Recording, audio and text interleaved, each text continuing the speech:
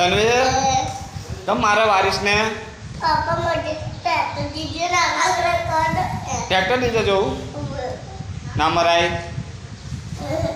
ના મરાય તો અમારા વારીસને તનવીર બે જો ઝઘડો થઈ ગયો છે.